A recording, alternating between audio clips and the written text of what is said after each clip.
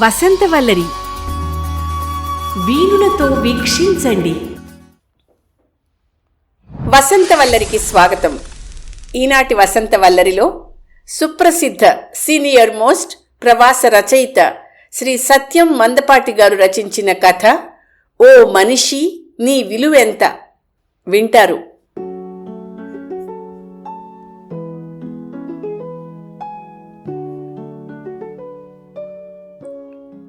Dallas airport ఎప్పుడూ చాలా హడావిడిగా ఉంటుంది. ప్రతిరోజు కొన్ని వందల విమానాలు అక్కడ దిగడమో అక్కడి నుంచి వెళ్లడమో చేస్తుంటాయి. 2-3 లైన్లలో నుంచుని ఒక్కొక్క విమానము దిగి 2-3 లైన్లలో ఎయిర్పోర్ట్లోకి రావడము చూస్తుంటే ఇంత ట్రాఫిక్ని ఎలా నడిపిస్తున్నారా అని ఆశ్చర్యం వేస్తుంది. లుఫ్తాన్సా వారి డల్లాస్ నుంచి ఫ్రాంక్ఫర్ట్ వెళ్లే విమానం కోసం ప్రయాణికులు ఎదురుచూస్తున్నారు. అక్కడ కూర్చుని గోపీచంద్ రాసిన పండిత పరమేశ్వర శాస్త్రి వీలునామా చదువుతూ ఫ్లైట్ అనౌన్స్మెంట్ కోసం ఎదురుచూస్తున్నాడు రామకృష్ణ. అతనికి ఆ నవలలో వేదాంతపరంగా గోపీచంద్ రాసిన వాదోపవాదాలంటే చాలా ఇష్టం. రామకృష్ణకి కొంచెం దూరంలో స్తంభం దగ్గర నించుని దీక్షగా వచ్చేపోయే జనాన్ని చూస్తూ నించునున్నాడు అతను. అతనికి నున్నటి గుండు, నున్నగా గీసిన మీసం, కాని చిన్న గడ్డం మాత్రం రాగి రంగులో ఉంది. శరీరపు రంగు అటు తెలుపు కాదు, పసుపు కాదు, వింతగా ఉంది. అతను కనీసం 6 అడుగుల 4 అంగుళాల పొడవు ఉంటాడు. కళ్ళు తీక్షణంగా ఉన్నాయి. ఏదో సాలోచనగా చూస్తూ ఉంటాడు ఎప్పుడు. అతని పేరు మనకు తెలియదు కాబట్టి అతన్ని రాగి రంగు గడ్డం అతను అందాం. అతని చేతిలో ఒక పుస్తకం ఉంది. దాని అట్ట మీద is religion a myth, belief or real అని రాసింది. సన్నగా పొడుగ్గా నల్ల గౌను వేసుకుని ఉన్న ఒక క్రిస్టియన్ ఫాదర్ వచ్చి రామకృష్ణ పక్కనే కూర్చున్నాడు. అతను బ్రీఫ్ కేస్ తెరిచి తన బిజినెస్ కార్డ్ తీసి చేతిలో పట్టుకుని రామకృష్ణ వైపే చూస్తున్నాడు. రామకృష్ణ తన చదువు ధ్యాసలో తనున్నాడు. కొంచెం దూరంగా ఒక నల్లతను, తెల్లమ్మాయి. రువాండాలో ప్రజలు ఆహారం లేక ఎంత కష్టపడుతున్నారో, కలరాతో ఎలా చచ్చిపోతున్నారో చెప్తున్నారు. వాళ్లు రువాండాకి సహాయం అందించే ఒక సహాయ సమితికి విరాళాలు అడుగుతున్నారు. కొంతమంది వాళ్ళని చూసి చూడనట్టు వెళ్ళిపోతున్నారు. కొంతమంది ఆగి విని ఏమీ ఇవ్వకుండానే వెళ్ళిపోతున్నారు. కొంతమంది విరాళాలు ఇచ్చి ఇంకా వివరాలు కూడా అడుగుతున్నారు. క్రిస్టియన్ ఫాదర్ రామకృష్ణ ఏకాగ్రతను భగ్నం చేస్తూ ఎక్స్క్యూజ్ మీ అన్నాడు. గోపీచంద్ రాసిన అరవిందుని వేదాంత సారామృతాన్ని గ్రోలుతున్న రామకృష్ణ తలెత్తి ఆయన్ని చూశాడు. నా పేరు జాన్ డేవిడ్, నన్ను జాన్ అని పిలవండి చాలు అన్నాడు చెయ్యి చాపుతూ. నా పేరు రామకృష్ణ. అతనికి షేక్ హ్యాండ్ ఇచ్చాడు. మీరు హిందువులా? సూటిగా అడిగాడు జాన్. రామకృష్ణ ఒక్క క్షణం తత్తరపడ్డాడు. కొంచెం కోపం కూడా వచ్చింది. తను ఎవరినీ వాళ్ల మతం గురించి కానీ కులం గురించి కానీ ఎప్పుడూ అడగలేదు. తను ఎవరినీ ఆ విషయాలు అడగడం అన్నది కూడా ఇష్టం లేదు అతనికి. అందుకే అనేశాడు, అది మీకు అనవసరం, మీ సంగతి మీరు చూసుకోండి.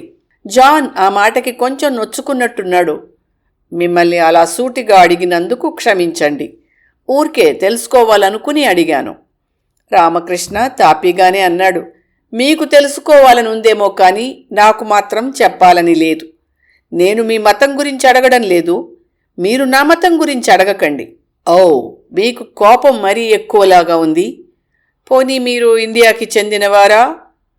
నేను అమెరికన్ని, కాకపోతే 20 ఏళ్ల క్రితం ఇండియా నుంచి వచ్చి ఇక్కడే ఉండిపోయాం. మరీ అన్ని ప్రశ్నలకు ఎదురు చెప్పడం బావుండదన్నట్టు అలా అన్నాడు రామకృష్ణ. అప్పుడు జాన్ అన్నాడు, నేను మీకొక విషయం చెప్పాలి. రాముడు, కృష్ణుడు లాంటి హిందూ దేవుళ్ళు నిజం కాదు.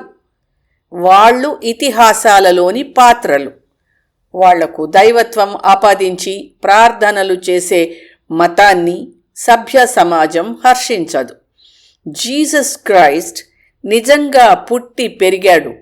ప్రత్యక్షంగా మతాన్ని స్థాపించి ప్రజలకు ఒక మార్గం చూపించాడు. కిరస్థానీ మతం యథార్థమైన మతం. ఆ విషయం గురించి మీతో మాట్లాడాలని ఉంది అంటూ తన చేతిలోని బిజినెస్ కార్డ్ని రామకృష్ణకు అందించాడు. రామకృష్ణకి ఈసారి బాగా కోపం వచ్చింది. అయినా నెమ్మదిగానే అన్నాడు, నాకు నీతో మాట్లాడాలని లేదు. ఎందుకంటే నీకు హిందూ మతం గురించి అస్సలు తెలిసినట్టు లేదు.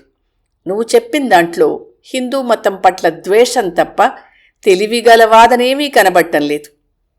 ఫిజిక్స్ అంటే తెలియని ఒక ఆసామి దగ్గరికి వెళ్ళి అతనికేమీ తెలుసుకోవాలని లేకపోయినా ఒక ఫిజిక్స్ ప్రొఫెసర్గా థియరీ ఆఫ్ రిలేటివిటీ గురించి చెప్పడం శుద్ధ దండుగా. ఆ కారణంగా నీతో మాట్లాడడం బుద్ధి తక్కువ. కనుక మనం అసలు ఆ వాదనలోకి దిగడమే అనవసరం. నేను చదువుకోవాలి, నన్ను వదిలేసి ఇంకెవరినన్నా తగులుకో.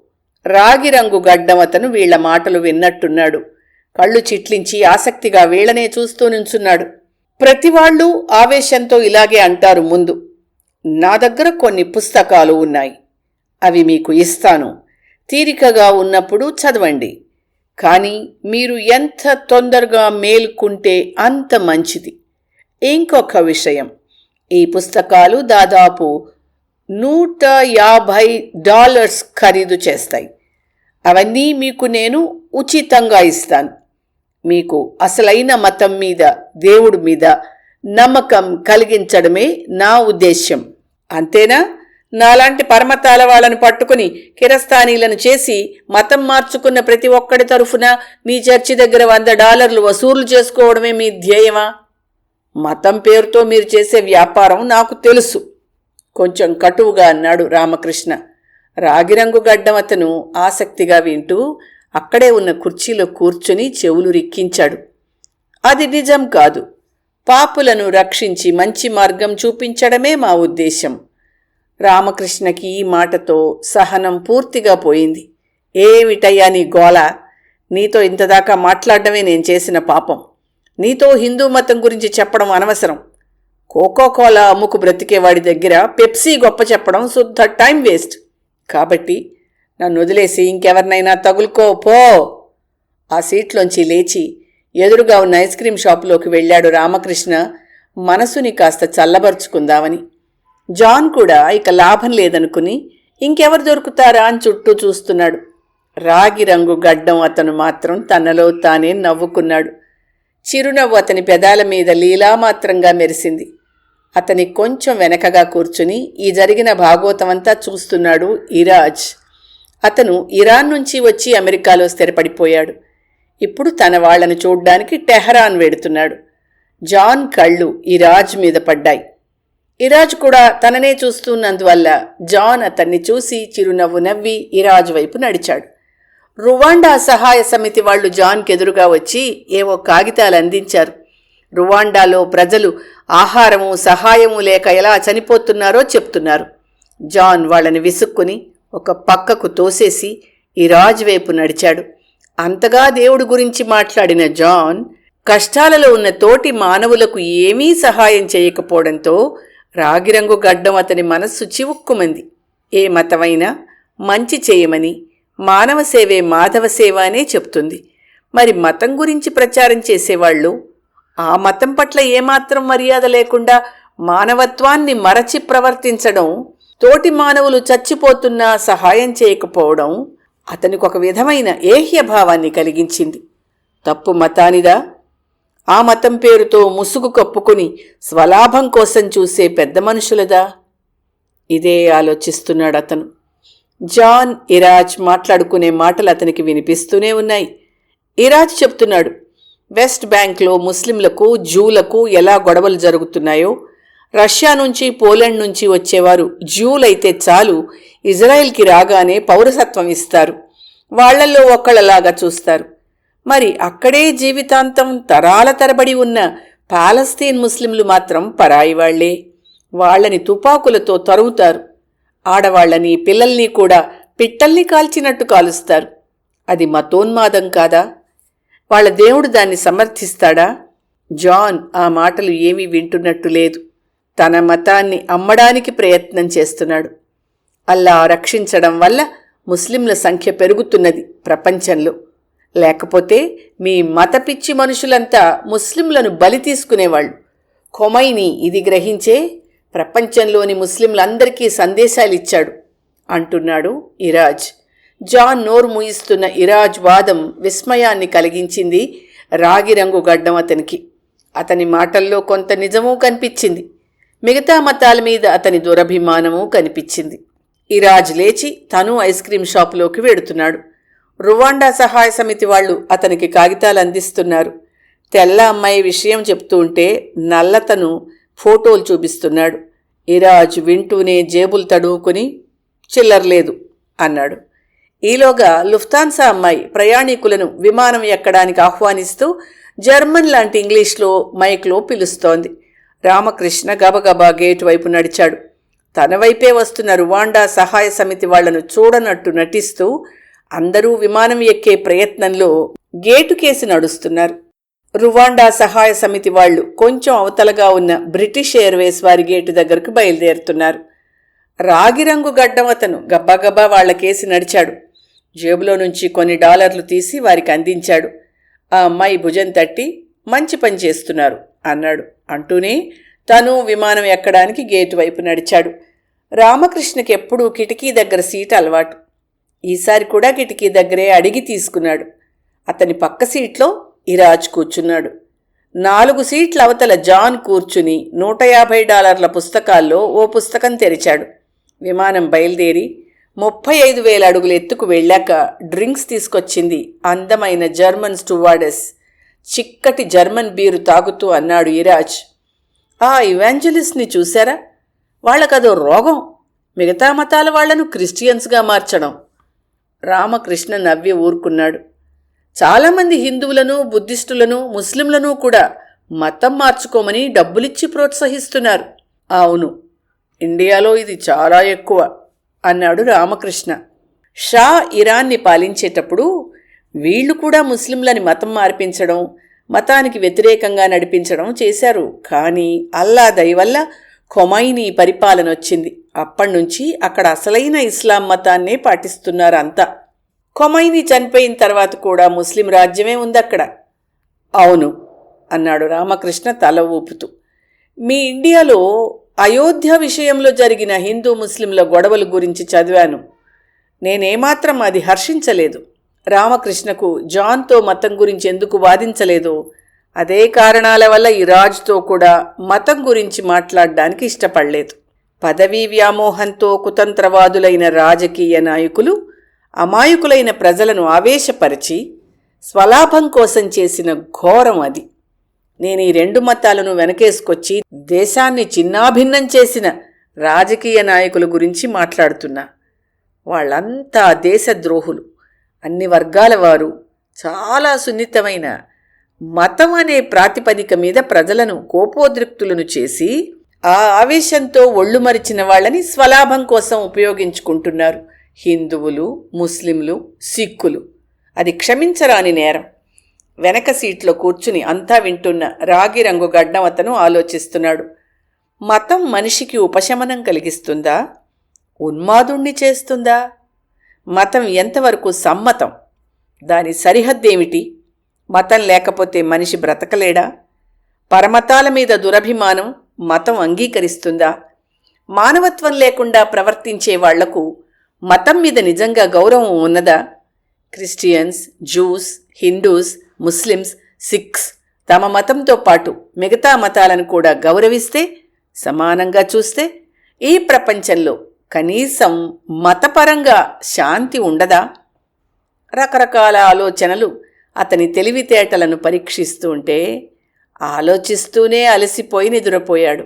అలా ఎన్ని గంటలు నిద్రపోయాడో తెలియదు గాని అంతా గోలగా ఉంటే ఒక్కసారి కళ్ళు తెరిచాడు. విమానం ఫ్రాంక్ఫర్ట్ ఎయిర్పోర్ట్ మీద 36వ తిరుగుతోంది. జరిగిన విషయం, విమానం ల్యాండింగ్ గేర్ కిందకు దిగడం లేదు. మెకానికల్ ప్రాబ్లం అంటున్నాడు పైలట్. విమానం ల్యాండింగ్ గేర్ లేకుండా కిందకు దిగితే ఆ రాపిడికి తగలబడే ప్రమాదం ఉంది. అంతేకాదు, విమానంలో పెట్రోల్ అంటుకొని విమానం పేలిపోతుంది కూడా. అందుకని క్రిందనున్న కంట్రోల్ టవర్ వాళ్ళు పెట్రోల్ అయిపోయేదాకా పైనే తిరిగి అప్పుడు జాగ్రత్తగా క్రిందకు దిగమన్నారు. ఈలోగా ఎమర్జెన్సీ ల్యాండింగ్ కోసం కింద ఎయిర్ ఫోమ్లో దాదాపు 25 ఫైర్ ఇంజన్లు, 100 అంబులెన్సులు సిద్ధమవుతున్నాయి. ఈ విషయం తెలిసిన ప్రయాణికుల్లో భయభ్రాంతులతో పాటు పెద్ద ఆందోళన కూడా చెలరేగింది. స్టూవర్డెస్లు ఎమర్జెన్సీ ల్యాండింగ్కి తీసుకోవలసిన జాగ్రత్తలేవో చెప్తున్నారు. ఇరాజ్ చేతులు పైకెత్తి అల్లాను ప్రార్థించసాగాడు. నువ్వే అసలైన దేవుడివి, నన్ను రక్షించు, నా ప్రాణం కాపాడు, నీ దైవత్వాన్ని నిరూపించు అని వేడుకుంటున్నాడు. పక్క సీట్లో కూర్చున్న రామకృష్ణ తన ఇష్టదైవమైన వెంకటేశ్వర స్వామికి మొక్కుకున్నాడు. నువ్వే ఆపద మొక్కులు వాడివి, రక్షించు తండ్రి, బ్రతికి బయటపడితే తిరుపతికొచ్చి నా ఉంగరాల జుట్టు నీకు సమర్పించుకుంటాను అని నమస్కారం చేశాడు. 2 సీట్ల అవతల కూర్చున్న జాన్ 2 భుజాల మీద నుదురు మీద చేత్తో తట్టుకుని, జీసస్, నువ్వే యథార్థమైన దేవుడివి, నా పాపములను కడిగి నన్ను రక్షించు, బిడ్డలను రక్షించవలసిన బాధ్యత తండ్రిది, కనుక ఓ తండ్రి కరుణించు అని కళ్ళు మూసుకుని ధ్యానిస్తున్నాడు. పైలట్ మైక్లో అంటున్నాడు, మీరేమీ భయపడకండి, ఇప్పుడు విమానంలో పెట్రోల్ అయిపోయింది, ఇక క్రిందకు దిగడమే తరువాయి. నాకు విమానం నడపడంలో 20 ఏళ్ల అనుభవం ఉంది. నా శాయశక్తుల అతి జాగ్రత్తగా నేల మీద దించుతాను. దానికి మీరు సహకరించాలి. మీరు గాబరా పడకుండా మా స్టాఫ్ చెప్పినట్టే చెయ్యండి. Good luck. అతని మాటలు విని కొంతమంది ఏడవడం ప్రారంభించారు. కొంతమంది పక్క వాళ్లకు ధైర్యం చెప్తున్నారు. ఒక ముసలాయన మధ్యకొచ్చి పెద్దగా అన్నాడు, అందరూ దేవుడి మీద భారం వేసి రక్షించమని వేడుకోండి, ధైర్యంగా ఉండండి, ఆ దేవుడే కాపాడుతాడు. ముందు సీట్లో అప్పటిదాకా కూర్చున్న ఒక యువకుడు చటుక్కున లేచాడు. పెద్దగా నవ్వాడు. నవ్వు ఆపి అన్నాడు, నేను నాస్తికుణ్ణి, నాకు దేవుడు లేడు, కానీ మీకందరికీ తలో దేవుడు, మీ అందరిది తలొక మతం. ఇప్పుడు ఎవరు మిమ్మల్ని రక్షించేది? క్రీస్తా, అల్లానా, కృష్ణుడా, లేక దేవుళ్ళందరూ కూడా పలుక్కునొచ్చి రక్షిస్తారా అరిచాడు. మళ్లీ పెద్దగా నవ్వి అన్నాడు, ఒక మతం దేవుడు ఇంకో మతం వాళ్ళని రక్షిస్తాడా అని. ఎదురుగా ఉన్న లావాటావిడంది, నాకే దేవుడు రక్షిస్తాడన్నది ముఖ్యం కాదు, నాకు బ్రతకడమే ముఖ్యం. నన్నే దేవుడు రక్షిస్తే ఆ దేవుడే నా దేవుడు, ఆ మతమే నా మతం. మా అమ్మాయిని చూసి 15 సంవత్సరాలైంది. ఇప్పుడు మా అమ్మాయిని చూసే మహత్తర అవకాశం రాబోతోంది. కింద ఎయిర్పోర్ట్లో గాబరా పడుతూ ఉంటుంది పిచ్చి పిల్ల. నేను బ్రతకాలి, మా అమ్మాయిని కలవాలి. నువ్వే దేవుడివైనా సరే, దేవుడా నన్ను రక్షించు, నన్ను రక్షించు. రాగి రంగు గడ్డం అతనీసారి చిరునవ్వు కాకుండా కొంచెం పెద్దగా నవ్వాడు. మతం మిథ్యా, నమ్మకమా నిజమా అన్న పుస్తకం అతని ఒళ్ళో భద్రంగా ఉంది. జాన్ చేతులు పైకెత్తి నమస్కారం పెడుతున్నాడు. దేవుడా, నువ్వెవరివైనా సరే, ఏ మతానికి చెందినవాడివైనా సరే, నా ప్రాణం కాపాడుడు. నా ప్రాణం కాపాడితే నువ్వే మతం పుచ్చుకోమన్నా ఆనందంగా స్వీకరిస్తాను. కళ్ళు మూసుకుని అందరి దేవుళ్లను ధ్యానిస్తున్నాడు జాన్. ఇరాజ్ మనసులోనే అనుకుంటున్నాననుకుని పైకనేశాడు, అల్లా, కృష్ణ, యేసుప్రభువా, మీలో ఎవరైనా సరే నా ప్రాణం కాపాడి నన్ను రక్షించండి అని. రామకృష్ణ, దేవుడనేవాడు అన్ని చోట్ల అన్ని రకాల మతాల్లోనూ మనుషుల్లోనూ ఉన్నాడు. ఏ పేరైతేనేం ఈశ్వరుడు అల్లా ఒక్కరే అన్నాడు గాంధీ మహాత్ముడు. దేవుడా నన్ను బ్రతికించు అనుకున్నాడు. రాగిరంగు గడ్డం అతని విచిత్ర పరిణామానికి విభ్రాంతి చెందాడు. అతనికంతా కలలా ఉంది. ఇంతకు ముందు దాకా తమ మతాలు తప్ప మిగతా మతాలను తక్కువగా చూసిన మనుష్యులు ప్రాణభీతి రాగానే ఏ మతమైనా సమ్మతమే, బ్రతికి బయటపడితే చాలు అన్న ఆలోచనకు రావడం విస్మయాన్ని కలిగించింది. ఈ సంఘటన మతం గురించి నిజాలు తెలుసుకునే మహత్తర అవకాశంలా భావించాడతను. విమానం కిందకు దిగడం ప్రారంభించింది. అందరూ ఊపిరి బిగబట్టారు. కొంతమంది స్పృహ తప్పిపోయారు. కొందరు చెమటలు కక్కుతున్నారు. ఈలోగా పెద్ద శబ్దం. విమానం నేల మీదకు దిగింది. రన్వే మీద నుంచి పక్కనున్న గడ్డిలో నుంచి సరసరా దూసుకుపోతోంది. కుదుపులతో ఎగిరెగిరి పడుతోంది. అందరూ కళ్ళు మూసుకుని కూర్చున్నారు. ఊపిరి గట్టిగా బిగబెట్టారు. విమానం కుదుపులతో పెద్దగా శబ్దం చేస్తోంది, పిడుగులు పడుతున్నట్టుగా. రాపిడికి చుట్టూ పొగ, అక్కడ కూడా మంటలు. పైలట్ చాలా మెలకువగా విమానాన్ని గడ్డి మీద నిలిపాడు. గబగబా ఎమర్జెన్సీ తలుపులు తెరిచారు. గాలితో నిండిన ప్లాస్టిక్ పరుపులు తెరవబడ్డాయి. 15 నిమిషాల్లో అందర్నీ కిందకు దించేశారు. ఫైర్ ఇంజన్లు విమానాన్ని నీటితోనూ ఫోమ్తోనూ తడిపేస్తున్నాయి, మంటలు వ్యాపించకుండా. ఎవరికీ ప్రాణాలు పోలేదు, విమానం పేలిపోలేదు. నర్సులు, డాక్టర్లు అందర్నీ గబగబా చెక్ చేస్తున్నారు. దెబ్బలు తగిలిన వాళ్లకి, స్పృహ తప్పిన వాళ్లకి ప్రథమ చికిత్స చేస్తున్నారు. అల్లా దయామయుడు, అందర్నీ రక్షించాడు అని అల్లాని ప్రార్థించసాగాడు ఇరాజ్ చేతులు పైకెత్తి. క్రీస్తు కరుణాసాగరుడు, తాను ఉన్నానని నిరూపించాడు. పెద్దగా అన్నాడు జాన్, 2 భుజాల మీద, నుదుటి మీద చేతితో తట్టుకుంటూ. బొబ్బాయి నుంచి సరాసరి తిరుపతికి వెళ్తాను అనుకున్నాడు రామకృష్ణ.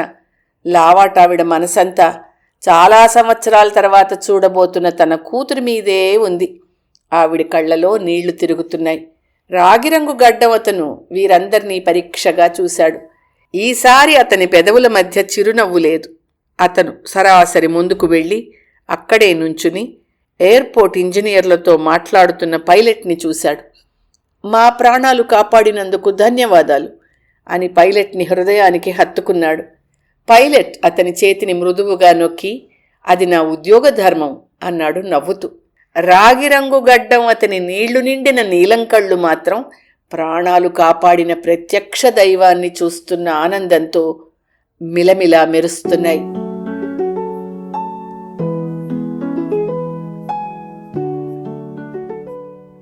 వసంత వల్లరిలో సుప్రసిద్ధ సీనియర్ మోస్ట్ ప్రవాస రచయిత శ్రీ సత్యం మందపాటి గారి రచన ఓ మనిషి నీ విలువెంత విన్నారు. వసంత వల్లరిలో ఇవాల్టి కార్యక్రమం మీకు నచ్చిందని ఆశిస్తున్నాను. అందుకే లైక్ చేసి మీ మిత్రులకు, బంధువులకు లింక్ను షేర్ చేసి మీ అమూల్యమైన అభిప్రాయాన్ని నాకు కామెంట్ బాక్స్లో తెలియచేయమని, వసంత వల్లరికి సబ్స్క్రైబ్ చేయమని విన్నవించుకుంటూ మీ వసంతలక్ష్మి అయ్యగారికి సెలవు. మరి థ్యాంక్ యూ. వసంత వల్లరి మిత్రులు, శ్రేయోభిలాషులు, వీక్షకులు, శ్రోతలు అందరికీ ఒక విజ్ఞప్తి. గతంలో లాగానే ఎప్పటికప్పుడు నా కథలను విని స్పందన తెలియచేయమని కోరుతూ, నేను చదివిన కథ మీకు బాగా నచ్చినట్టయితే తప్పకుండా హైప్ ఆప్షన్ నొక్కి నన్ను ప్రోత్సహిస్తారు కదూ.